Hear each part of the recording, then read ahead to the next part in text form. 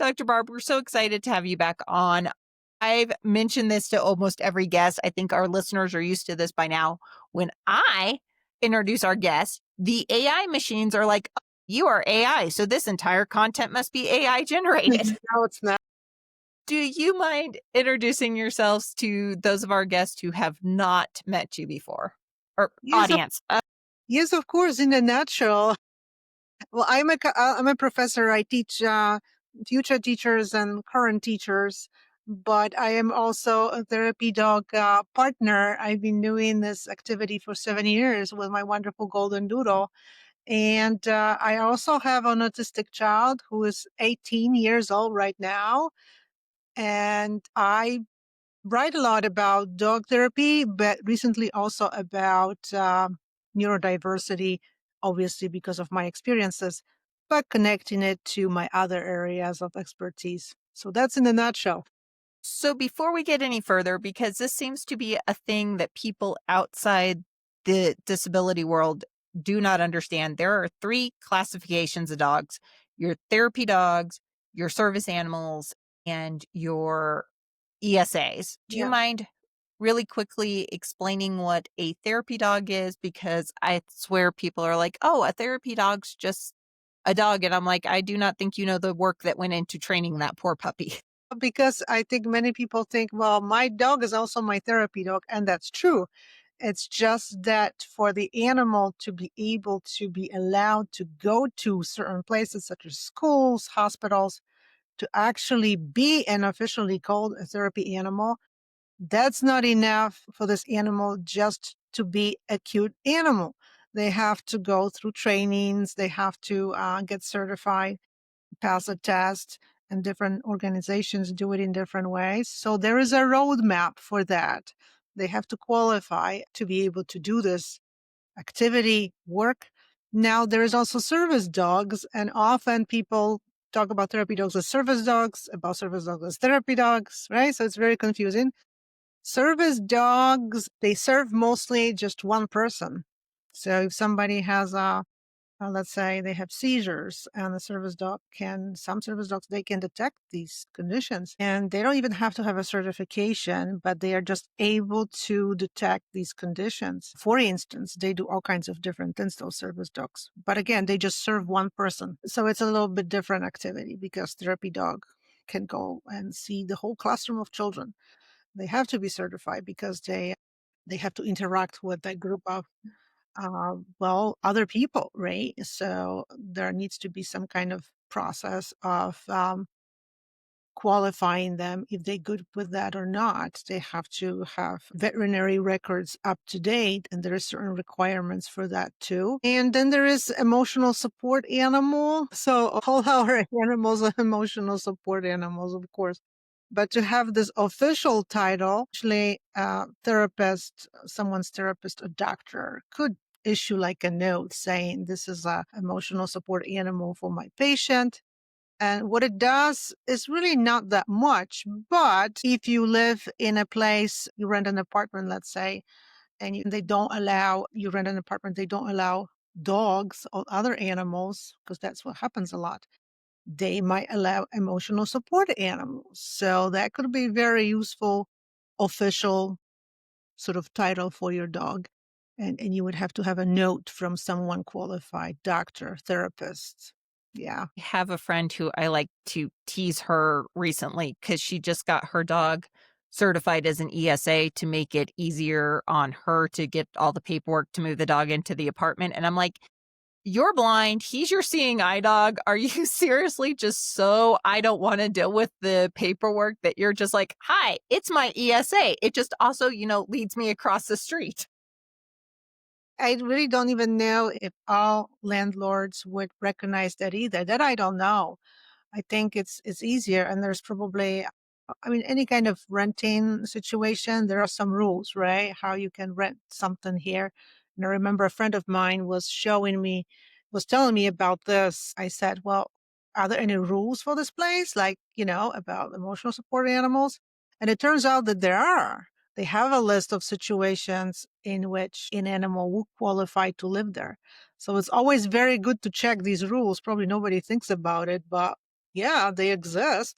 I was just laughing at her because she uses German Shepherds mostly as her seeing eye dogs, always has, and she's like, "Yep, my landlord's like, sorry, he can't be a seeing eye dog, even though he has all the training and all the stuff, because he's not a Labrador." And she's like, "But you'll let me have an ESA?" And he's like, "Yes." And she's like, "Okay, here, he's an ESA now." Is it okay if I ask a question?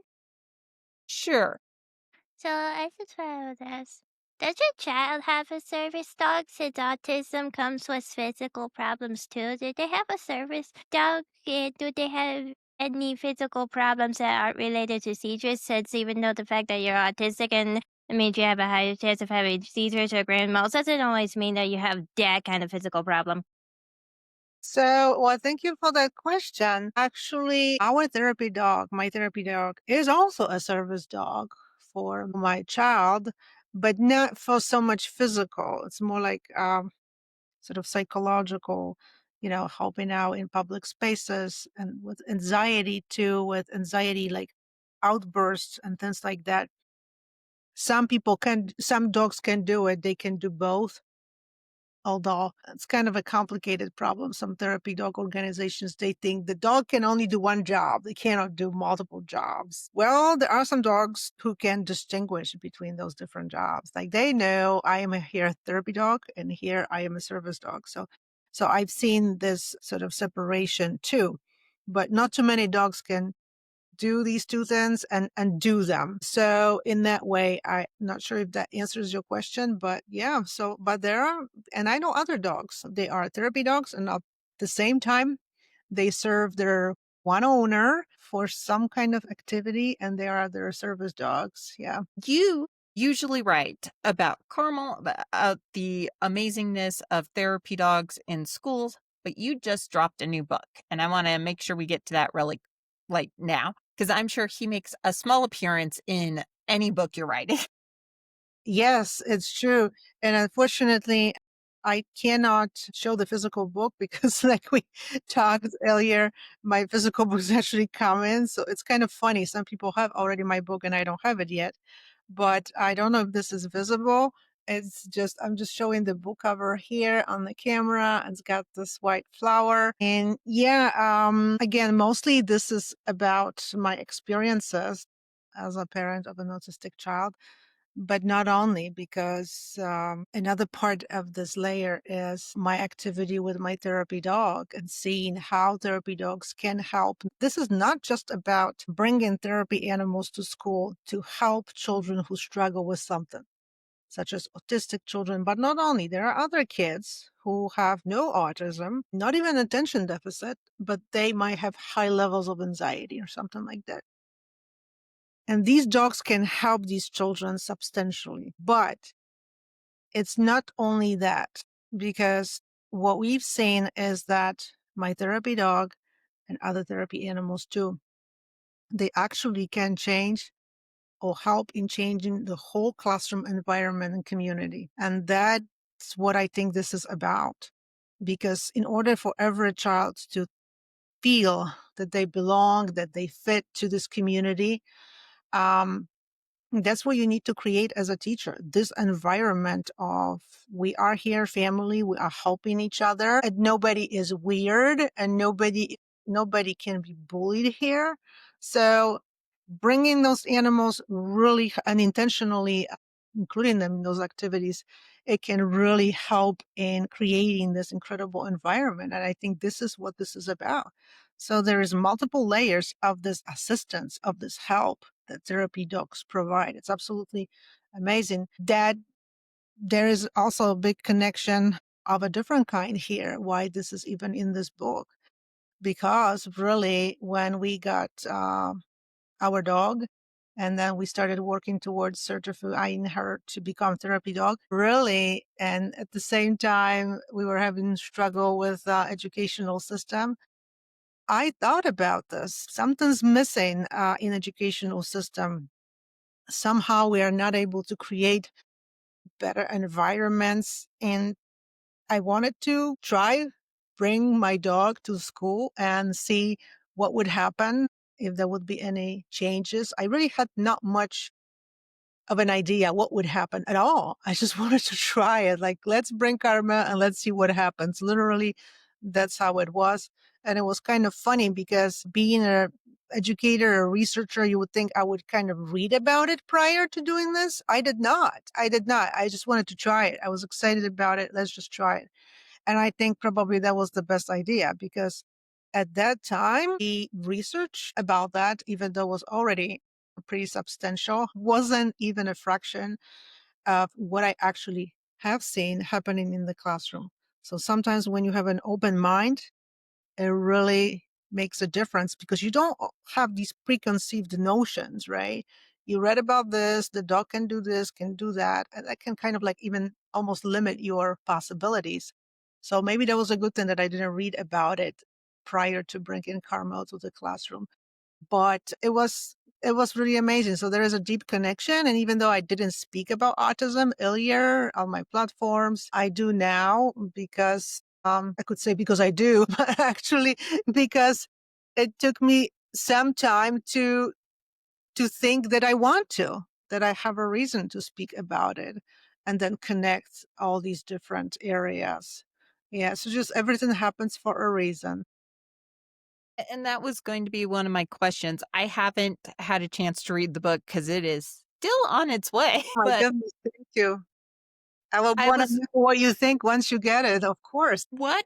What's not the right word that I'm looking for? How much did having an autistic child inform what you're doing with the therapy dog in the school system? I think that, and that's a really fabulous question. And it kind of goes to with what I already said. It was a really huge component of bringing Carmel because I hoped, I mean, before she became therapy dog, she entered our family as just a family dog, right?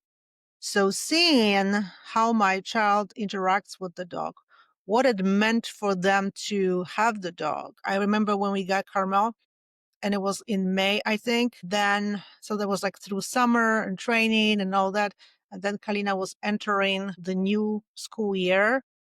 And I remember when she drew Carmel, that was like the main thing they talked about in school, really at the beginning of that academic year in September. And I remember thinking, really, why is this so hard with in the educational system? I mean, obviously, we had some really cool teachers. They worked wonderfully with us. They understood that autism is about just trying to understand the difference in the child. That's really what this is about, right? Not to come with your own agenda as the teacher. That's what I do, and that's it. You go with me or you're not, right? Unfortunately, there is still this kind of philosophy with certain teachers, but other ones were different. But I remember thinking about this whole thing and that there is something missing. The system is not really working that great in the classroom. Certain children, and there is another huge component. Really, that's what made me write the children's book, actually, and all of it was leading to this new book. A lot of times autistic children are reprimanded for the way they behave. Don't talk about this too much, right? And all that. And other children who are not autistic are not really or very rarely taught or encouraged to see the difference in someone as potentially beneficial. And that is a big problem, I think, because how do you create a good classroom community if you will reprimand those kids who, I mean, it's not their fault that their condition is a little bit different, right? And then if they don't see themselves as an asset, as a positive asset in the classroom, they only hear that they annoy others. How are you going to really develop yourself as this, self-confident individual? So there's so many issues, and I didn't had the full picture, the scope of these issues, but that was really the beginning. Let's bring my therapy dog to the classroom and see what happens with children, including autistic ones, but not only. It's not about just helping autistic children. It's about helping everybody thrive in the classroom.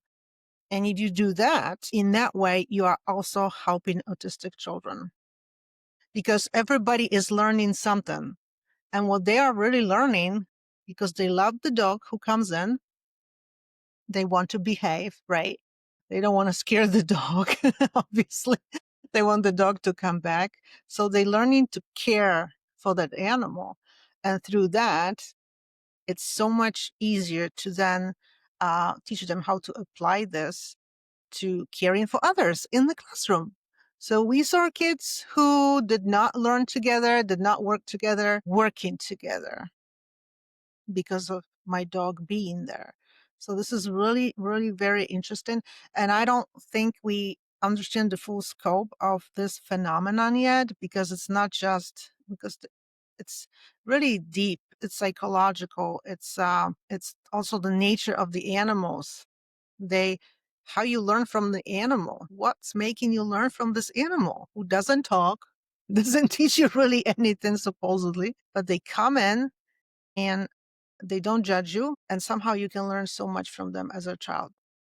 And kids see that therapy dog as a best friend coming to the classroom. So there's just so many benefits. But that's really the beginning of this. There was a strong sense of let's see if my therapy dog can make a difference of some sorts without really knowing what that could be really at that time. I had no idea. mean, we started a dance studio just for autistic kids without any roadmap. So I hear Yeah. you. Isn't it a good thing? Because if you have work on all these roadmaps, so first I have to do my research, then you're going to enter this planning zone that will take you what 10 years, and you never start anything. So that's not a good thing. And the papers were all written by the dance world, which did not quite understand education or autism. And I'm sitting there going, Yeah. y'all are missing two of the three legs for this paper. You look like you want to ask a question, Lita. Did your kid help you with the book in any way? Also, what type of autism does your kid have? Awesome questions. So my child is on autism spectrum. It's called mild to moderate, whatever that means. And it's just a very kind of like general. They also have attention deficit with that, which I think many autistic children do have attention deficit as well. Did invite my child to help me with the book, uh, at least to a certain extent, because it wasn't like uh asking them to really contribute 50% or something like that. It's like contribute in any way you would like to. And I interviewed Karina for the book. I had some really interesting questions. And I remember when I asked the questions for the interview, we recorded it. And then I transcribed the interview. And I thought, well, I'm just going to take some parts, most interesting parts of that interview for the book. But as I went through the interview, I thought, wait a minute, all of it is really super interesting and it has to be in the book. I already had certain parts of the book figured out. And I'm like, well, this part goes here. It has to be here. This part goes here. This part doesn't have really a section in the book here. Well, guess what? I'm going to create a new section because Karina's talking about something very interesting here. So that's really how it was. But also Kalina contributed with some pictures, not many, but the ones Kalina wanted to choose.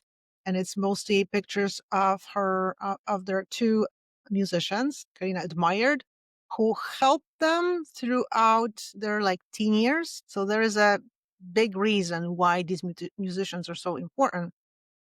And Kalina also wrote reasons for why these musicians are so important. It's like quite a bit of writing about what stood up for them in those musicians, why they picked them. So and also so that's the major contribution really for that. And their interview is in different parts of the book. And interestingly, I thought it was going to be just like a small part of it, but some people, some early reviewers who read the book picked up on it and said, well, you are adding your child's perspective. And that's a really huge benefit of the book.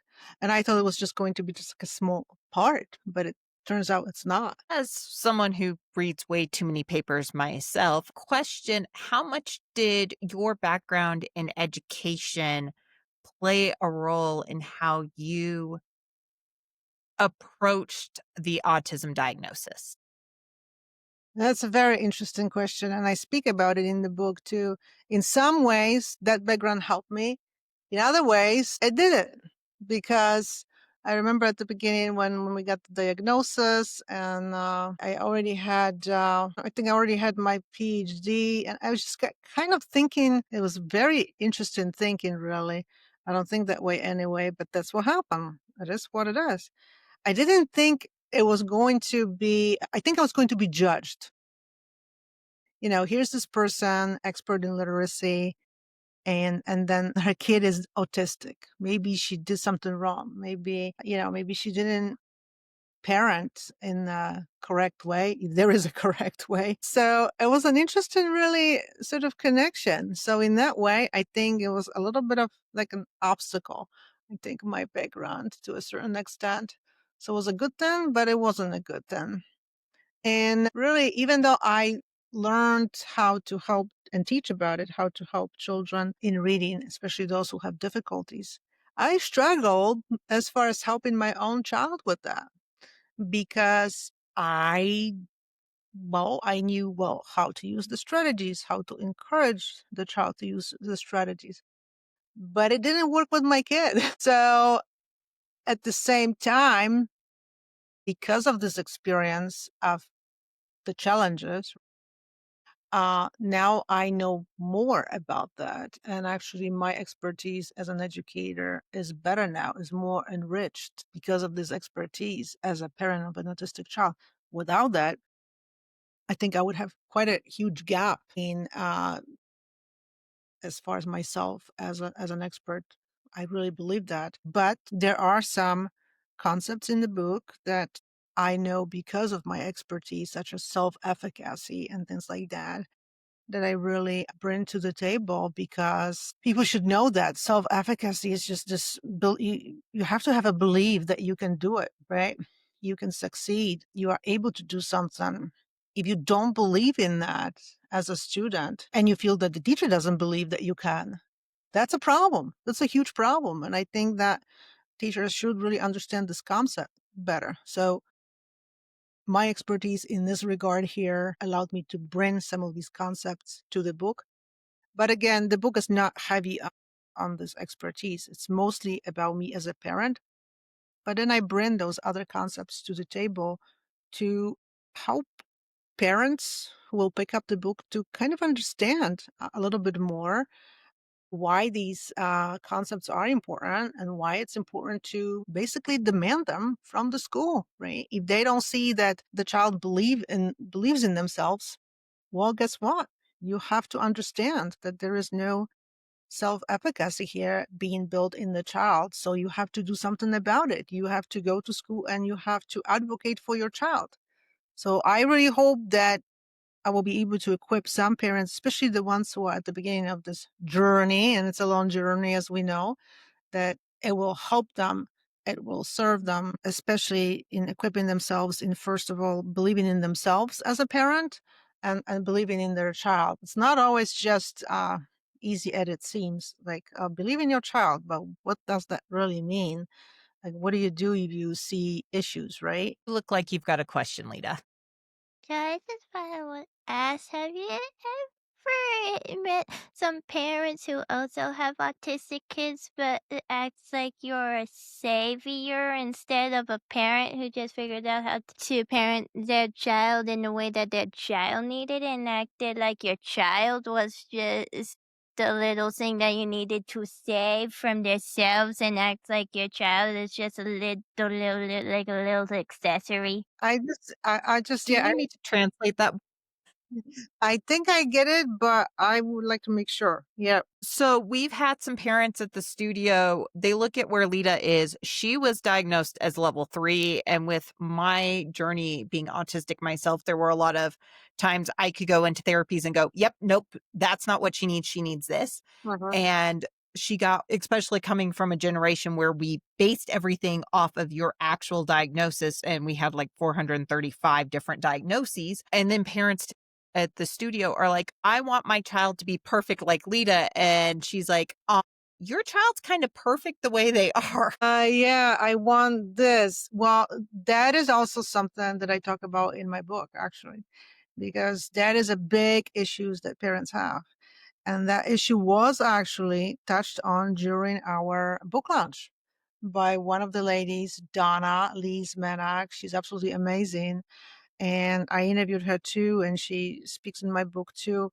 Um, you have to accept your child the way they are. I mean, would you like to be accepted the way you are as a parent? Obviously. But these parents don't ask themselves these questions because I think it's just, I understand parents want their child to, do good in school. And they also have these conceptions like, I want my child to do this, to do that, maybe even do a certain job.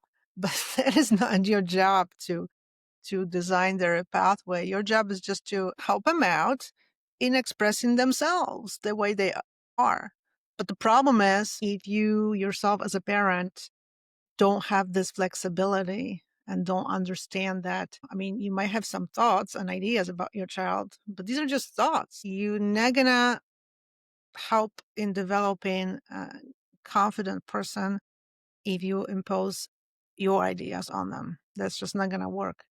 But parents need to understand that. They need to learn how to question those conceptions. Where does this come from? Why do I want my child to be a certain way? I mean, if you don't have the ability to question your own perspective, you're in trouble and your kid is in trouble too, pretty much. You have to learn how to investigate your ideas and your thoughts, really, where they come from. Probably not from you, but from, I don't know, seeing other parents thinking that you have to have kids like your friends have. They have to go to that college because your friends' kids go to that college. This is not a very good way of living, really. It's probably not very good for neurotypical children either. No, no, it's not good for anybody. Exactly. But unfortunately, there is quite a bit of this happening, right? And there are reasons for that. Maybe the parents, well, they wanted to be a doctor, right? And they just never had a chance for whatever reason. It's like, I want my kid to be a doctor. My kid is going to do what I couldn't do. That's not a good idea.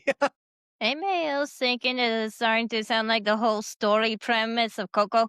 And now the whole premise was his familia was trying to force him into being a shoemaker. He didn't want to be a shoemaker. He wanted to be the person playing the guitar. And they were like, no, be what we want you to be. And he was like, I don't want to be what you want me to be. And they were like, no, be like the rest of your human beings that you are definitely not like. And he was like, what do you mean? And the whole premise was, don't force stuff upon the child who doesn't want to be a shoemaker.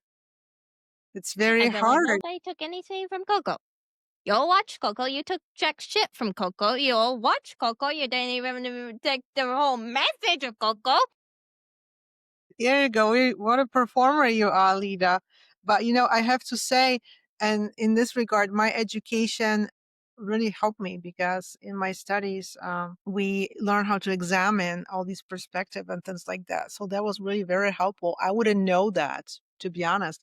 And but there are many people who have these preconceived notions, and they don't ask themselves to examine them. So I talk about this in the book too, because if you're not able to do it, you might even have a problem that you have an autistic child, right? I don't want to have an autistic kid. I just want a regular kid. If you think that way, you have a problem because you are not approaching the world and life with curiosity, but with what you want, what you thought you want based on, I don't know, the people you know, or you think you know. It's definitely the bad parent having grown up with it, grown up with, teachers judging me and students judging me. And when they said she was autistic, I'm like, yes, I can handle this. I understand autism. Yeah. And then her therapist would be like, you're just like, we need to focus on this, not this. And I'm like, because that doesn't matter to her life. This does. And they'd be like, but we think this matters because she'll get bullied if she doesn't Like, she had a therapist who force fed her pizza because she doesn't like pizza. And yet I was the one that all the children liked because they wish they were like me and didn't like junk food because their parents were literally trying to get them to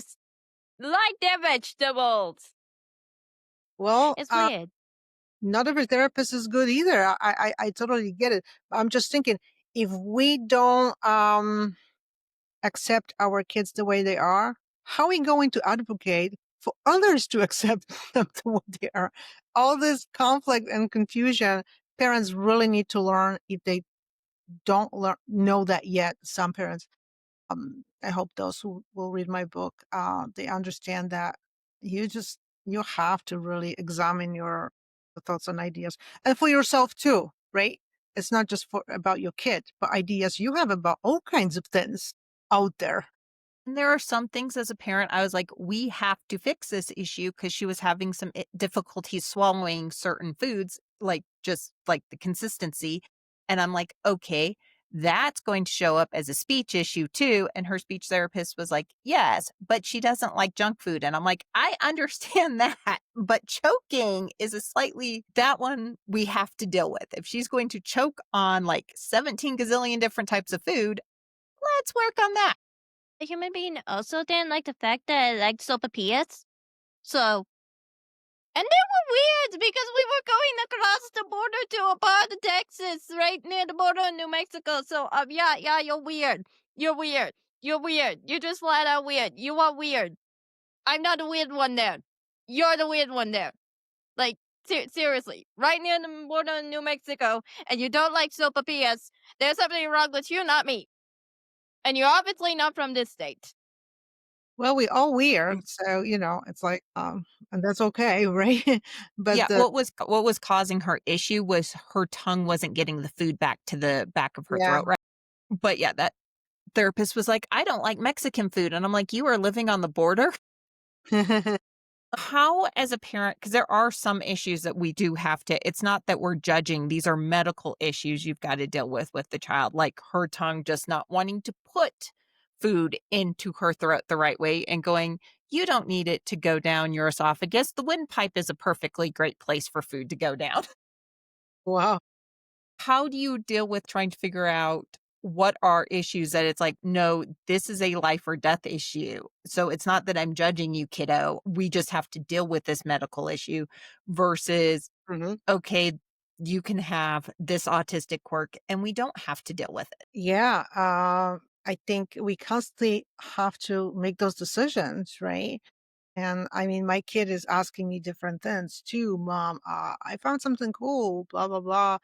I'm like, well, kid, show me what you found. Okay, you want it. I get it. I have to kind of like investigate it. We have to investigate it. This is safe. What is this that you're trying to achieve? It's all these decisions that we have to make and take, and it's really hard because you want to be like a parent, right, who's still making sure that about safety, certain things, but at the same time, this double role of being a parent and also being like a friend, right?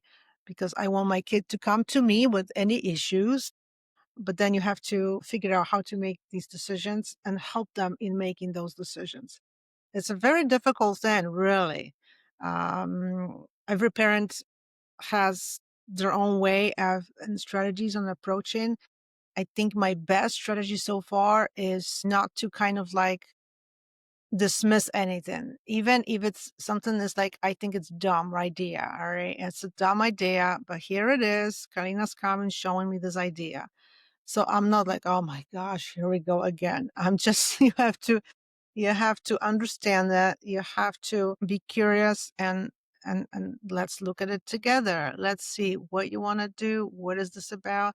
That's how things went down, so to speak, with the wig, right? With the wigs, because my child likes wigs. So the curiosity. And then the next part, this is cool. But I just wonder if it's safe to use these kind of glues and whatever with these wigs, and maybe there's a better way of getting a wig that's like safer, right?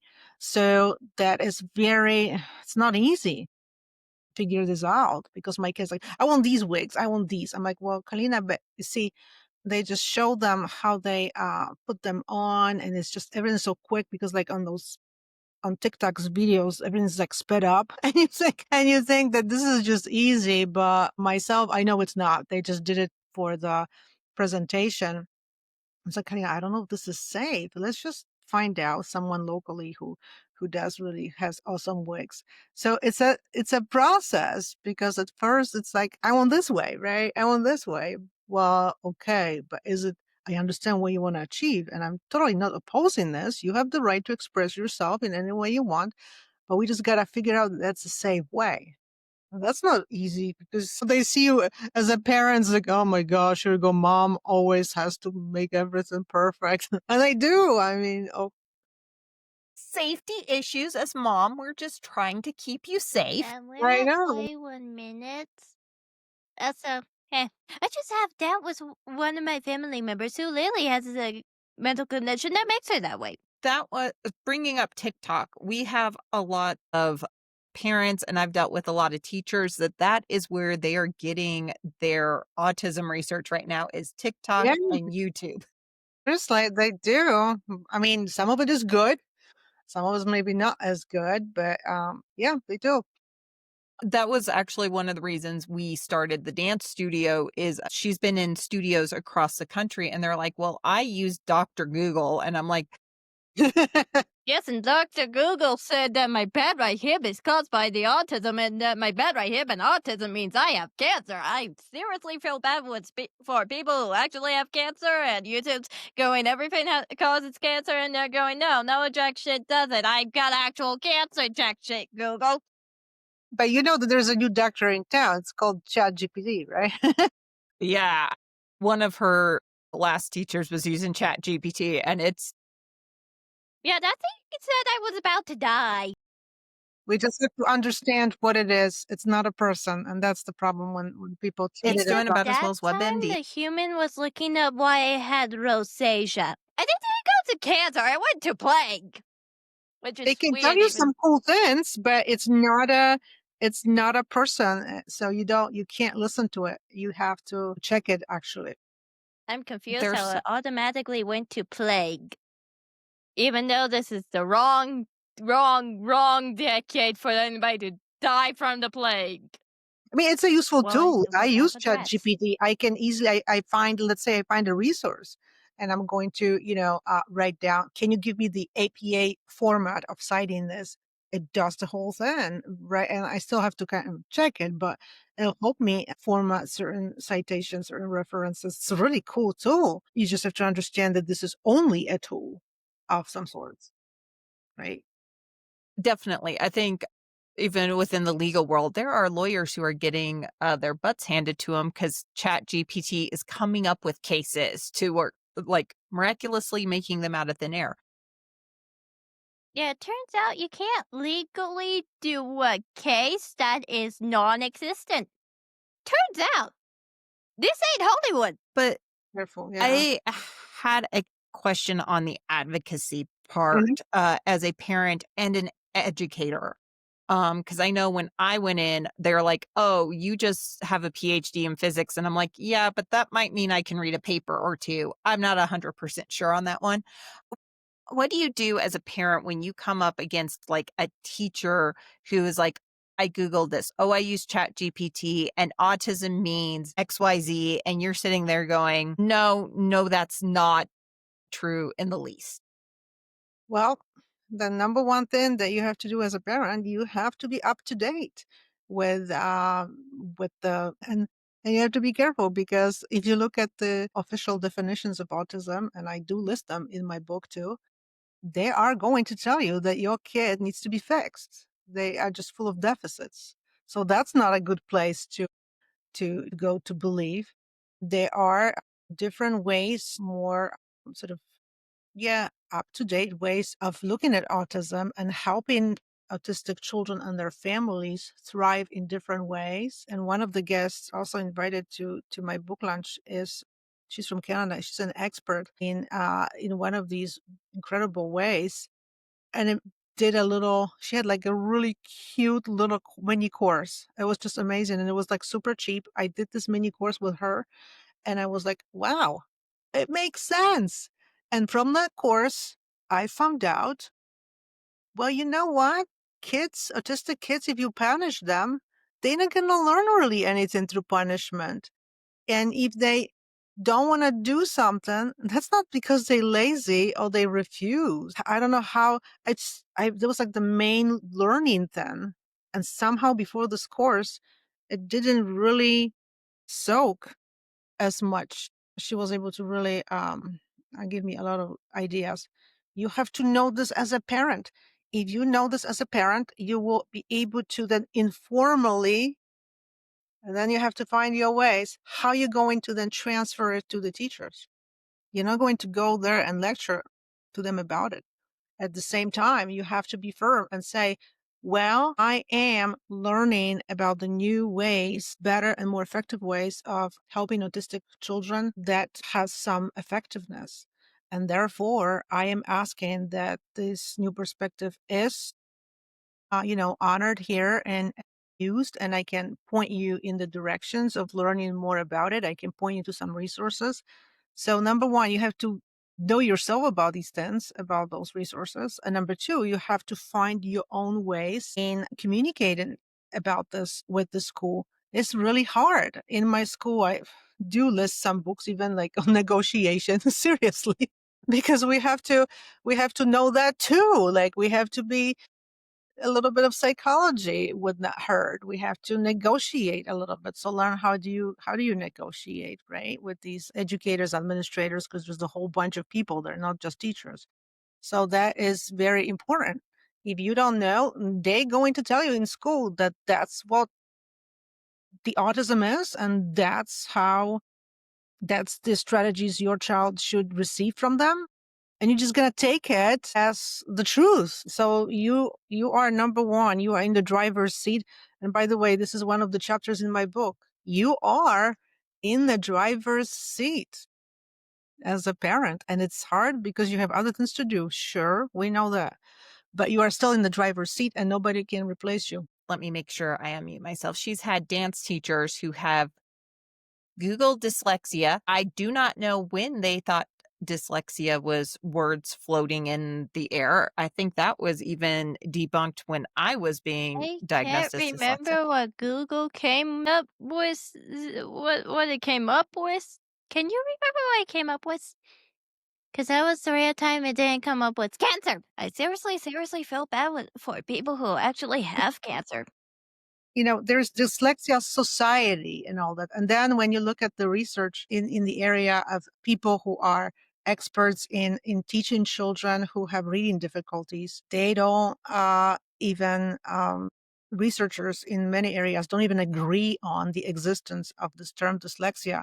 And yet again, we have dyslexia societies, we have dyslexia policies and all this kind of stuff. So for a regular parent who is not in this area of education, right? How do you orient yourself in this? I mean, seriously, it's a big issue.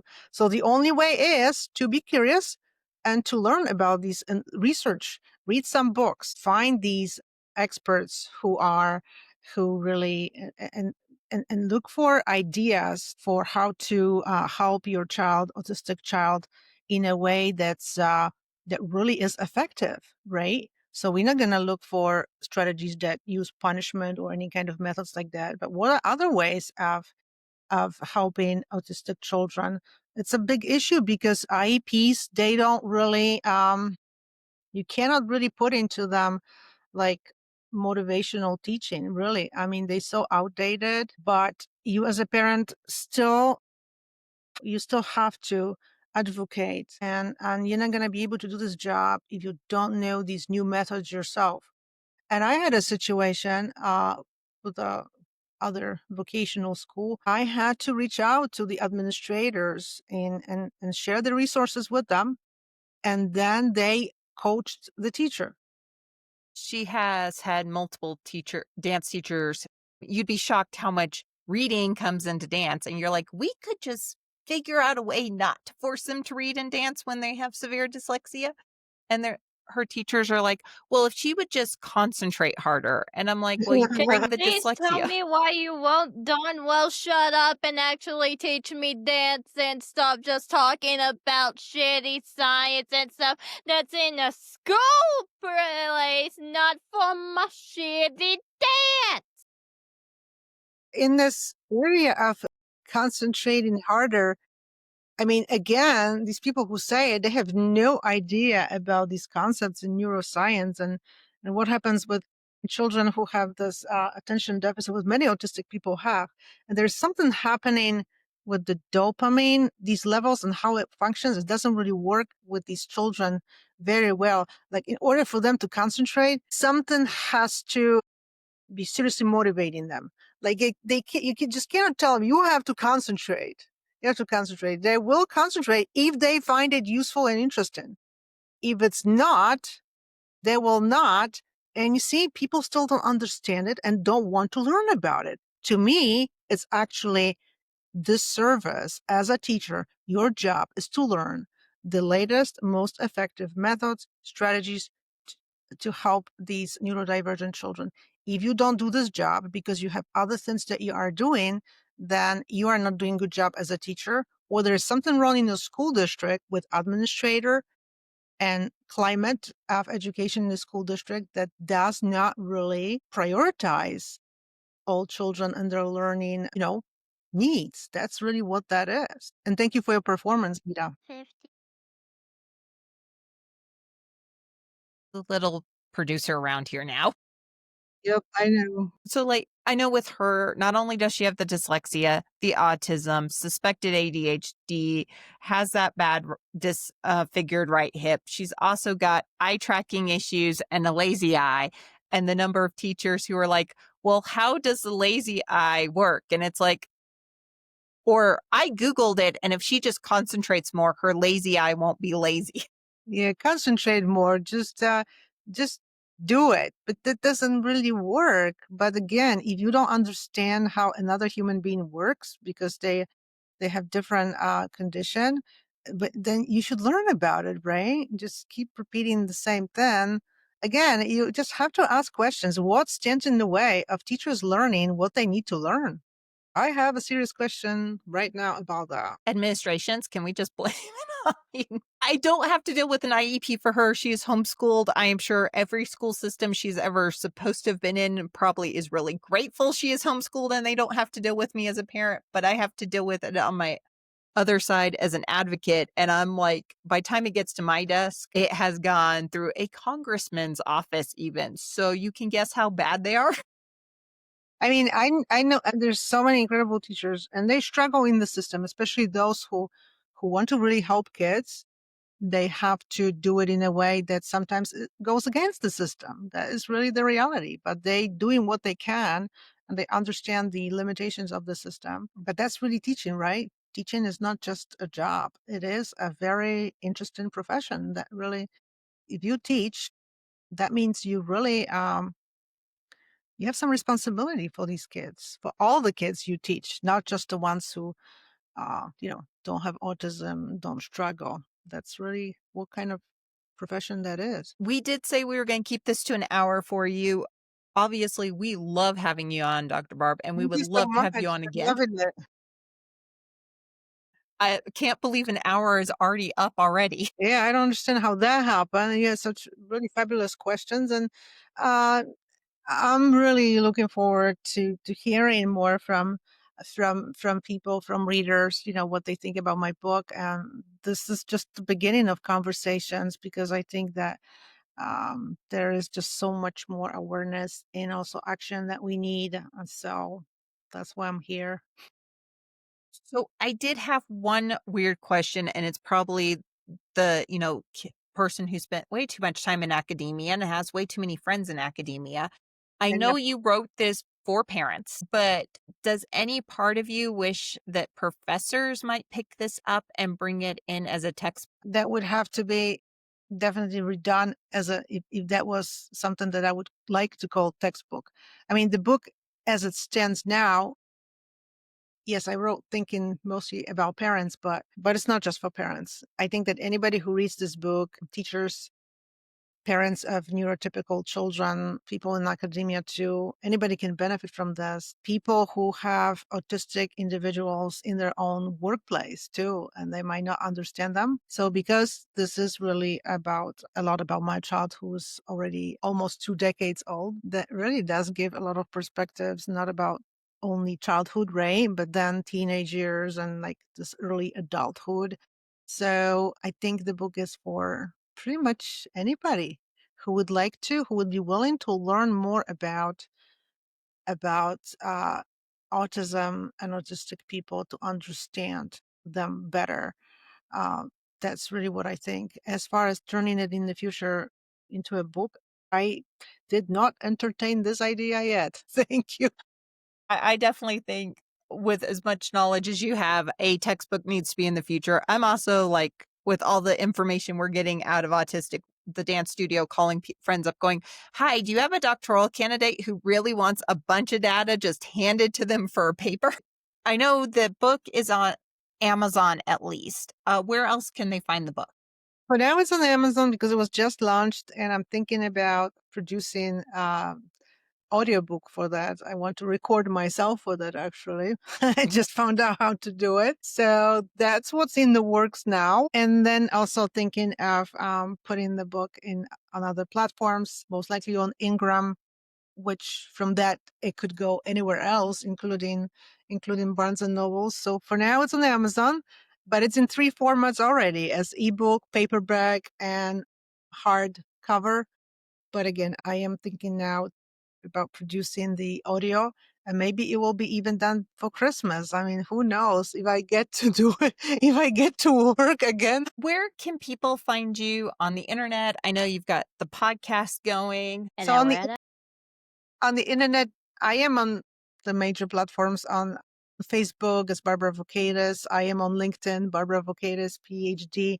On Instagram, dr.barb.educator, I'm pretty sure. I have a website too, www.barbaravokatis.com, that lists my public email if people would like to contact me. But I welcome contacting me through DM too on social media. That's great too. If someone's listening and they're like, "This was an amazing conversation, I would like to have it on my podcast," are you okay if they reach out and go, "Hey, Dr. Barb, would you like to be on my podcast?" Sure, I would be very happy. Just the fact that somebody wants to talk about this topic, right? And that would be absolutely amazing. I would definitely be very happy with that. And thank you so much. Right, well, we will let you go, but we are definitely going to have you on again. And Lita says, So much you "Bring just the puppy next time," is what she's saying. Yeah, but this is absolutely incredible, and I'm just looking forward to doing more with this. And we need more parents, I think, out there. Like, you're doing a fabulous job with your work too, and you'll be on my podcast too. And we need more parents, even if they don't do a lot, because everything you do is a lot of work, right?